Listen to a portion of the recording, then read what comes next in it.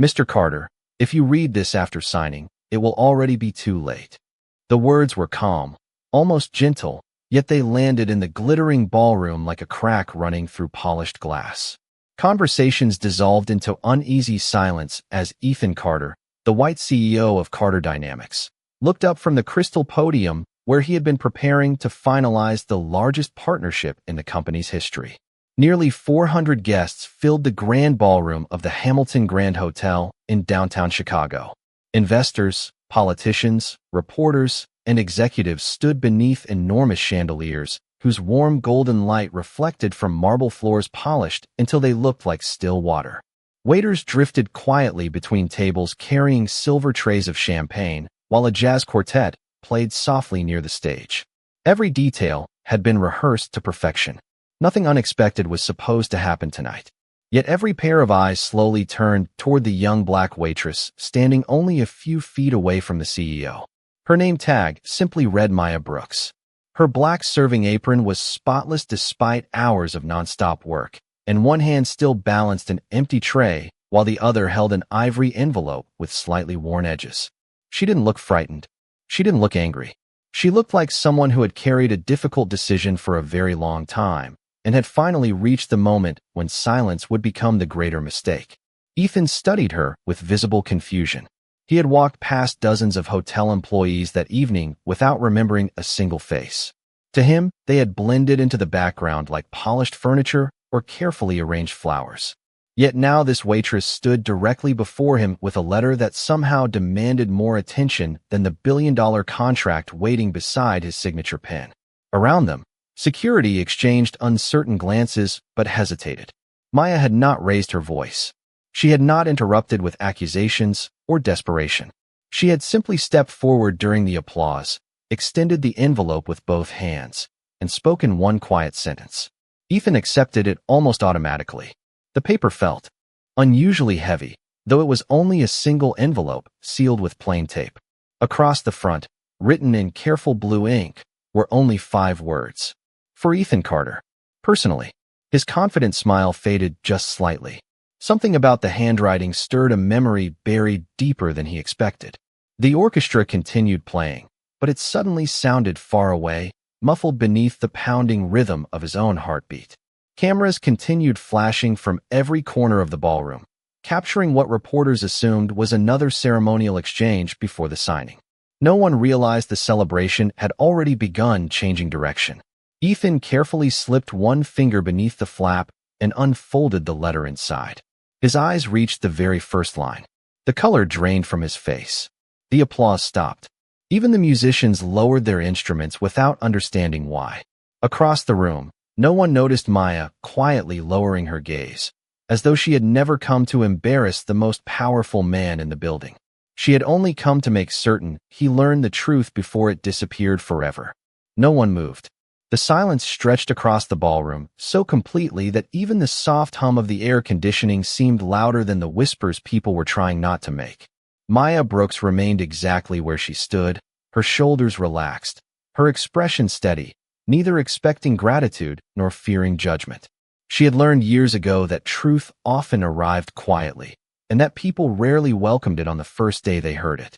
Only 28 years old, Maya had never imagined she would one day stand in front of one of the most influential executives in Chicago. Most evenings, she blended into the rhythm of the Hamilton Grand Hotel like every other server dressed in black and white. She memorized drink orders, carried heavy trays across polished marble floors, smiled politely at strangers who seldom looked at her face, and disappeared into the kitchen before anyone remembered her name. That routine paid the rent on a modest apartment on the city's south side, covered medical bills that seemed to arrive every month without fail, and allowed her mother, Eleanor Brooks, to focus on recovering after years of declining health. Life had become a careful balance between early mornings, double shifts, grocery lists, and quiet evenings reading beside her mother's favorite window. Few people knew that Maya rarely watched television or spent hours scrolling through her phone after work. Instead, she collected old journals, letters, and family records, believing that forgotten words often carried more weight than loud opinions.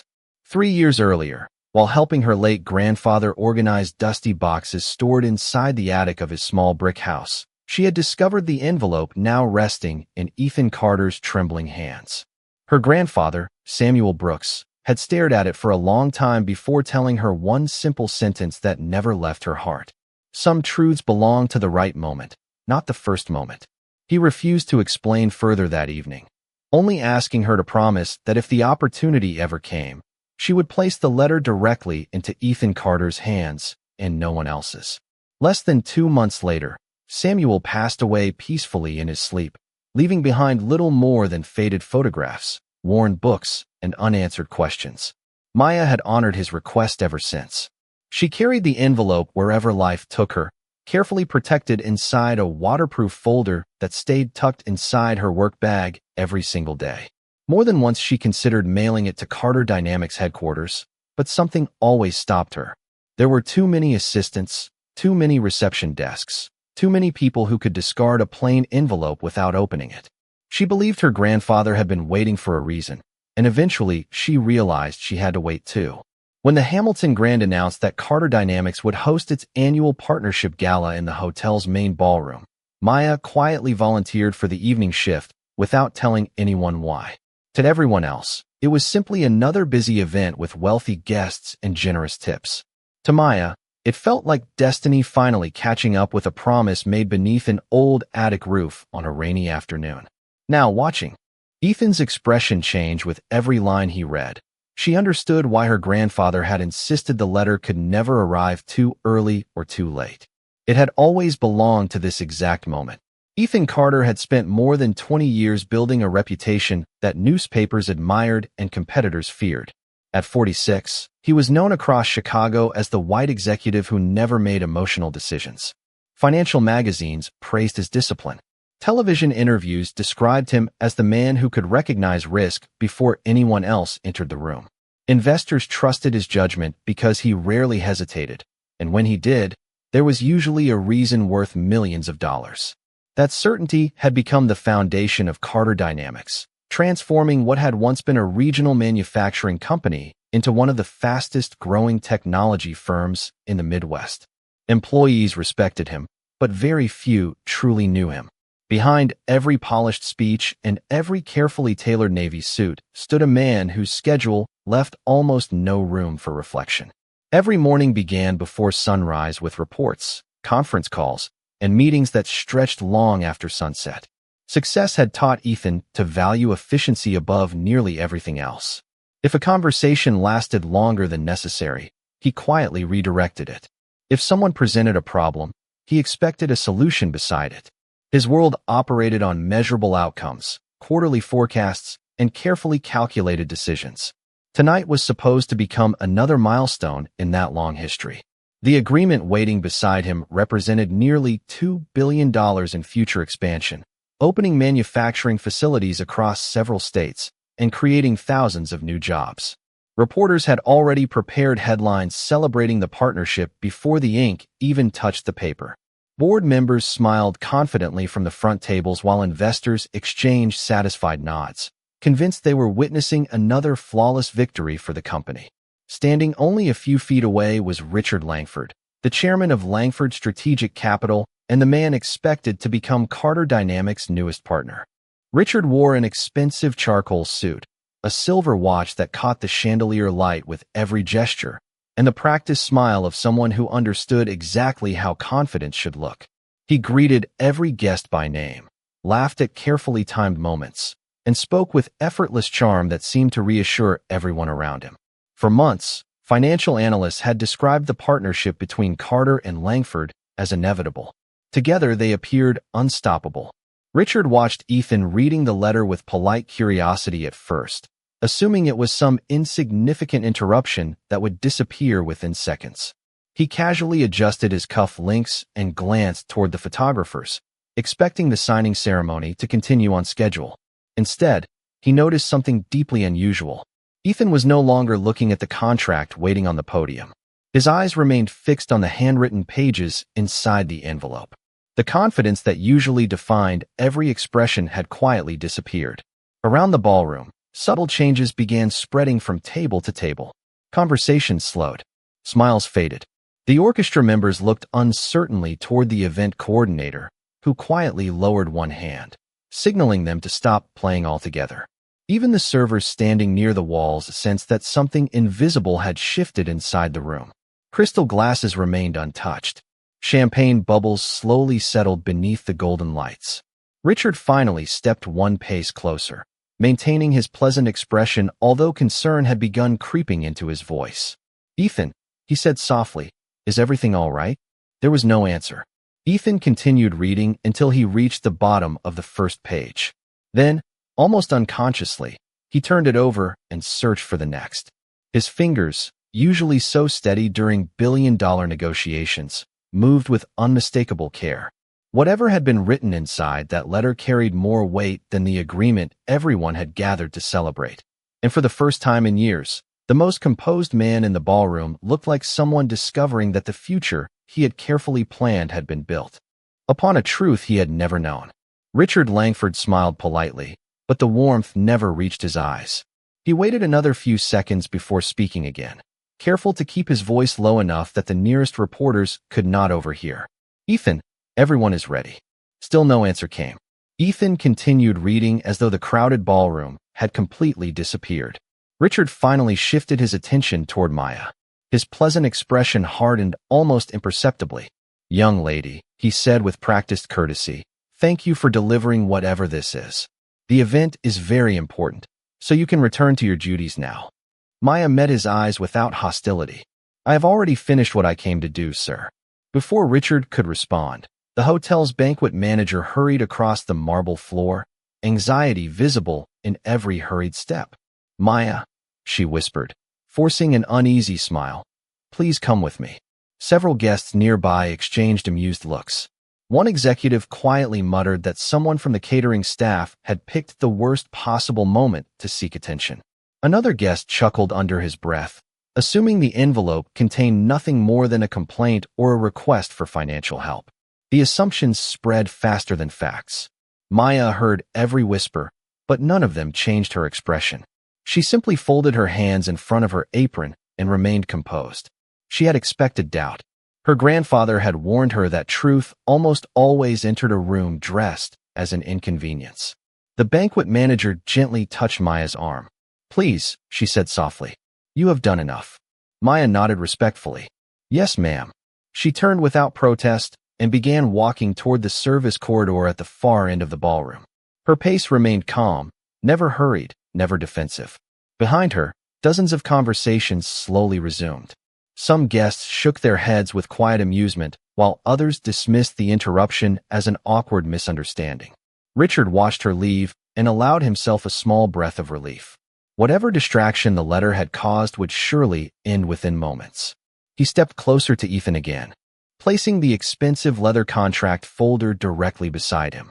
"We can proceed whenever you are ready," he said with confident ease. Ethan finally lifted his head. His face looked different. Not frightened, not angry, simply stripped of certainty. He lowered the letter onto the podium with extraordinary care, as though even the paper itself deserved respect. Then his eyes slowly settled on Richard. They remained there longer than anyone expected. Richard's confident smile began to weaken beneath the unusual silence. "Where did you first meet my father?" Ethan asked quietly.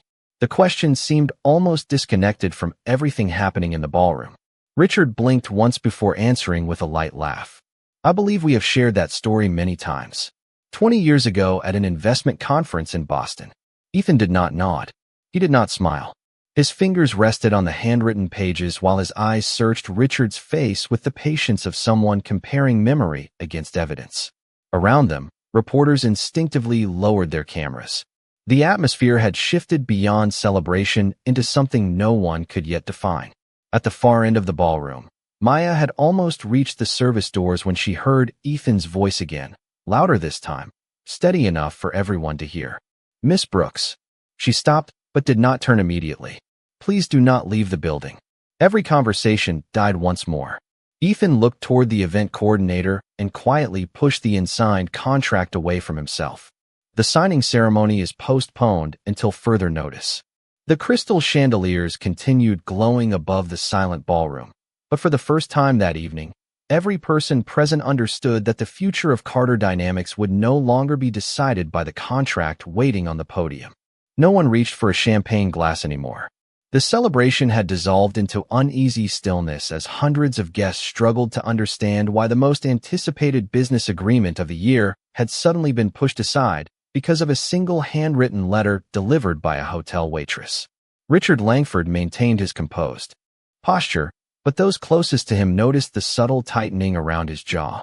He let out a measured laugh that sounded polished enough for the room to hear. "Ethan, I think we are allowing an unfortunate misunderstanding to distract us from tonight's purpose." Several board members nodded in agreement, eager to restore the carefully planned schedule. One director leaned toward Ethan and quietly reminded him that investors from New York and California had flown in specifically for this announcement. Another executive mentioned that financial markets would react if news of a delayed signing reached the press before morning. Every voice urged the same conclusion without saying it directly. Continue the ceremony. Finish the deal. Move on. Ethan listened without interrupting, yet his eyes never left the letter resting on the podium. He slowly lifted the second page and read several lines again, as though confirming that the words had not somehow changed. Richard took another careful step forward. "May I ask what exactly was written?" he said, smiling with practiced patience. Ethan folded the pages together before answering. "Not yet." The simple response landed harder than anyone expected. Richard blinked, surprised that his closest business partner had refused him in front of an audience. Across the ballroom, Maya remained near the service entrance exactly where Ethan had asked her to stay. Other members of the hotel staff looked at her with curiosity mixed with concern. One young server whispered that she should leave before she lost her job. Another quietly wondered whether she had made a terrible mistake by interrupting such an important event. Maya thanked them for their concern, but stayed where she was. She had not come expecting applause or protection. She had only come to fulfill a promise. The banquet manager approached again, this time speaking more gently than before. "Maya, are you certain you know what you are doing?" Maya looked toward the ballroom, where Ethan still stood reading the letter. "No, ma'am," she answered honestly. "I only know my grandfather believed the truth should reach the right person." Those words lingered in the manager's thoughts. Long after Maya fell silent again. Back at the podium, Ethan reached inside the envelope once more. His fingertips found something that had remained hidden beneath the folded pages. Slowly, he removed an old photograph no larger than a postcard. Time had softened its edges, and faint creases crossed the image from years of careful folding. Ethan stared at it without speaking. His breathing slowed. Then his eyes widened with unmistakable recognition. Standing beside him in the faded photograph was a much younger version of his father, smiling beside an older black man whose face Ethan recognized almost immediately from family memories. Samuel Brooks. The realization struck him with quiet force. His father had known Maya's grandfather. Not casually. They had stood together as friends. Ethan looked from the photograph to the letter, then toward Maya across the ballroom. Richard noticed the picture, but could not clearly see its contents. For the first time that evening, uncertainty reached his own expression. Something inside that envelope had changed far more than the signing ceremony. It had reopened a chapter of history that someone had worked very hard to keep forgotten, and Ethan was beginning to understand that the most dangerous risk facing his company had never been written inside the contract waiting beside his untouched pen. The ballroom remained wrapped in a silence so complete that it no longer felt uncomfortable. It felt sacred. The crystal chandeliers cast warm reflections across polished marble while hundreds of guests stood perfectly still, waiting for someone to explain what none of them could yet understand. Ethan Carter slowly lowered the photograph onto the podium beside the letter, careful not to crease its worn edges. His fingertips rested on the faded image for a long moment, almost as though he were greeting a memory instead of a piece of paper. He closed his eyes briefly, and fragments of childhood returned with startling clarity. He remembered sitting on the front porch of his family's old house one humid summer evening, watching his father laugh with a tall black mechanic whose hands were stained with grease, but whose smile carried effortless kindness. Ethan had been no more than 8 years old. He remembered lemonade in cloudy glass jars, the smell of fresh-cut grass drifting through the neighborhood, and his father saying, "Character is the only thing that keeps a promise after everyone else forgets." At the time, they had been simple words from a parent. Standing in the ballroom decades later, Ethan suddenly understood where those words had come from. Samuel Brooks had not simply been an acquaintance. He had helped build Carter Dynamics during its earliest days when almost nobody believed the struggling company would survive. The letter explained that Samuel had quietly uncovered serious financial misconduct years before, but had refused to destroy innocent employees by exposing it publicly while Ethan's father fought a terminal illness. Instead, the two men had documented everything together and agreed the evidence would only be revealed if someone ever attempted to repeat the same deception. Ethan turned another page. Attached beneath the handwritten explanation were copies of handwritten notes, dates, signatures, and references to financial records preserved by Samuel until the proper moment arrived. His father had known. Samuel had known. They had trusted that one day Ethan would have the opportunity to choose integrity over convenience. Across the room, Maya remained silent, her eyes lowered toward the marble floor. She was not watching Ethan's reaction because she believed this moment no longer belonged to her. It belonged to two old friends who had honored each other across time through nothing more powerful than trust. Even Richard Langford stopped trying to interrupt. Something inside Ethan's expression had changed beyond ordinary concern. It was the quiet recognition of a man realizing that success meant very little if it rested upon incomplete truth. Outside the ballroom windows, soft rain began tapping gently against the glass, blurring the bright skyline of downtown Chicago into shimmering reflections. The distant city lights appeared almost like stars floating in moving water. No one reached for a telephone. No reporter hurried to ask questions. Even the photographers lowered their cameras, sensing that some moments became smaller rather than stronger when captured by a lens. Ethan carefully folded the letter exactly as he had received it, placed the photograph back inside the envelope, and drew one slow breath that seemed to carry the weight of 20 years. The contract beside him remained unsigned. The applause that had filled the room earlier felt impossibly distant now. There were no cheers, no arguments, no dramatic declarations. Only the gentle sound of rain against glass, the quiet rhythm of steady breathing, and the unmistakable feeling that before another decision could be made, a forgotten promise deserved to be honored.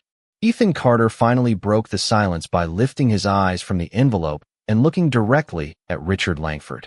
The confidence that had once filled his voice had not disappeared. It had simply changed into something quieter and far more dangerous. "Richard," he said evenly, "how long have you known about Samuel Brooks?" The question echoed across the ballroom. Richard frowned, genuinely appearing confused for only a fraction of a second before recovering his polished smile. "I have heard the name before," he replied.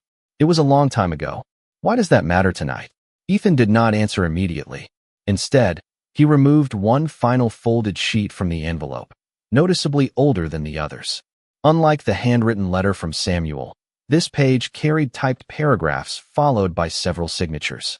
Time had faded the ink, but one signature remained perfectly recognizable. Richard Langford. Ethan slowly placed the document beside the unsigned partnership agreement. He compared the two papers without speaking. Then he looked toward his company's chief legal officer seated near the front table. "Margaret," he called calmly, "would you come here for a moment?" Margaret Ellis stood, walked to the podium, and accepted the aged document with careful hands. She adjusted her glasses and began reading. Within seconds, her professional expression shifted. She quietly turned to the final page, examined the signatures again, then looked back at Ethan. "Where did this come from?" she asked. Softly, Ethan nodded toward Maya. "Her grandfather protected it for more than 20 years. Margaret continued reading in silence. Around the ballroom, people leaned forward in their chairs, trying unsuccessfully to glimpse the aging pages. Richard's pleasant smile became noticeably tighter. "Surely we are not delaying a $2 billion agreement over paperwork older than some of our employees," he said with a light laugh that no one returned. Margaret finally looked directly at Richard. "This is not ordinary paperwork." Her voice remained calm, but every word carried unmistakable weight. "This document references the same intellectual property portfolio included in tonight's acquisition proposal." She paused before continuing. "According to these records, several patents being presented as original assets may have already belonged to Carter Dynamics decades ago. A ripple of disbelief spread through the room. Ethan remained perfectly still. Margaret carefully compared dates printed on the old document with those inside the partnership agreement lying unopened beside it. One after another, the numbers matched. The legal descriptions matched. Even several project names appeared, almost word for word. She looked back toward Ethan with quiet astonishment. If these records are authentic, someone attempted to sell your own company's protected assets back to you under a different corporate structure. Richard immediately opened his mouth to respond, but Ethan gently raised one hand. There was no anger in the gesture, only certainty. Before anyone explains, Ethan said, "Our legal department will verify every page independently." He turned toward Maya, who still stood silently near the service entrance. "Miss Brooks," he said, loud enough for every guest to hear, "your grandfather kept a promise that protected my father's work long after both men were gone." Maya lowered her eyes respectfully. "He always believed that truth should never expire, sir." Ethan felt those words settle deeply inside him. For years he had measured success through quarterly reports, market value, and expansion plans. Yet in one extraordinary evening, a waitress carrying nothing more than an old envelope had protected everything his father had built. The applause that finally rose inside the ballroom did not begin with executives or investors. It began quietly among the hotel employees standing near the service corridor, spreading table by table until even the distinguished guests rose to their feet, not because wealth had impressed them, but because quiet integrity had accomplished what power alone never could. The applause gradually faded, leaving behind a different kind of silence, one filled not with uncertainty, but with reflection. Ethan Carter stepped away from the podium and walked across the marble floor toward the service entrance where Maya Brooks still stood in her neatly pressed uniform.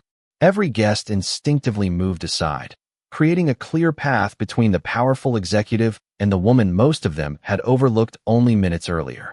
Maya remained still, unsure why he was approaching. She had never expected recognition. Delivering the envelope had completed the promise she made to her grandfather, and everything that happened afterward belonged to Ethan. When he finally stopped a few feet away, he looked at her with an expression she had not seen before. It was neither authority nor admiration. It was humility. "Miss Brooks," he said quietly, "I owe you an apology." The words surprised everyone in the ballroom. Ethan took another slow breath before continuing. "Not because you proved something tonight, but because I walked past you earlier without ever seeing you. I saw a uniform. I saw a role. I never stopped to see the person wearing it." Maya smiled gently, the same calm smile she had carried through every difficult moment that evening. "That happens more often than people realize, sir." Ethan lowered his eyes for a brief moment. "My father spent his life teaching me that respect cannot depend on someone's title, income, or position. Somewhere along the way, I became so focused on building a company that I forgot the lesson that built me." The words settled over the room more powerfully than any speech prepared for the gala. Several executives quietly looked down at their own tables, remembering how easily they had dismissed Maya only an hour earlier. The banquet manager felt tears gathering in her eyes as she replayed every time she had hurried employees through crowded events without learning much about their lives beyond their schedules. Richard Langford remained silent near the podium, surrounded by attorneys and board members reviewing the documents that had changed the course of the evening. The celebration originally planned no longer mattered. Something far more valuable had taken its place. Ethan carefully extended the envelope back toward Maya. "This belongs to your family," he said. Maya gently shook her head. "No, sir. My grandfather said it belonged to the future once the truth had been heard." Ethan looked at the worn paper for another moment before placing it carefully against his chest. "Then I will protect it the way he did." He turned toward the audience once more. "Beginning tomorrow morning, Carter Dynamics will establish the Samuel Brooks Integrity Fellowship, honoring a man whose honesty protected this company long before I understood its value. It will support students and working adults who demonstrate character, perseverance, and service to their communities." A quiet murmur of approval spread across the ballroom. Ethan then looked back at Maya. "If you ever choose to continue your education, pursue research, or work with our organization, the door will always be open. Not because you helped save a business agreement, but because your integrity has already demonstrated the kind of leadership every institution should value." Maya thanked him with a small nod. My grandfather always believed that respect grows strongest when it is freely given. Ethan smiled for the first time that evening. Not the polished smile expected from a chief executive at a public event, but the quiet smile of a man who had rediscovered a forgotten part of himself. Around them, the warm chandelier light reflected across the marble floor, making the grand ballroom feel less like a place where fortunes were negotiated and more like a place where simple truth had finally found the people willing to hear it. Several weeks later, the first light of an early autumn morning poured through the tall windows of Carter Dynamics headquarters, replacing the glitter of chandeliers with the quiet warmth of sunrise. The city of Chicago had settled back into its familiar rhythm, yet inside the company something subtle had changed. Employees who had once hurried past custodians, receptionists, cafeteria workers, and maintenance crews now paused to exchange greetings, learn names, and offer genuine smiles. The story of one evening had quietly become part of the company's culture, not because of newspaper headlines, but because people had witnessed what honesty looked like when no one expected it. The internal investigation confirmed every detail preserved by Samuel Brooks. The documents had protected the company from a costly mistake and reminded its leadership that integrity could outlast generations. The proposed partnership was permanently withdrawn, and new safeguards were introduced to ensure that every future agreement reflected the values upon which the company had first been built. Ethan Carter personally attended each meeting discussing those changes, often carrying the weathered envelope inside his leather briefcase instead of locking it away in a vault.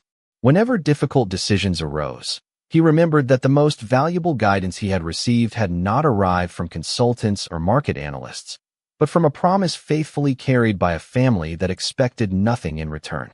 Maya Brooks returned to the Hamilton Grand Hotel the very next evening, wearing the same neatly pressed uniform she had always worn. She asked for no special treatment, no promotion, and no public recognition.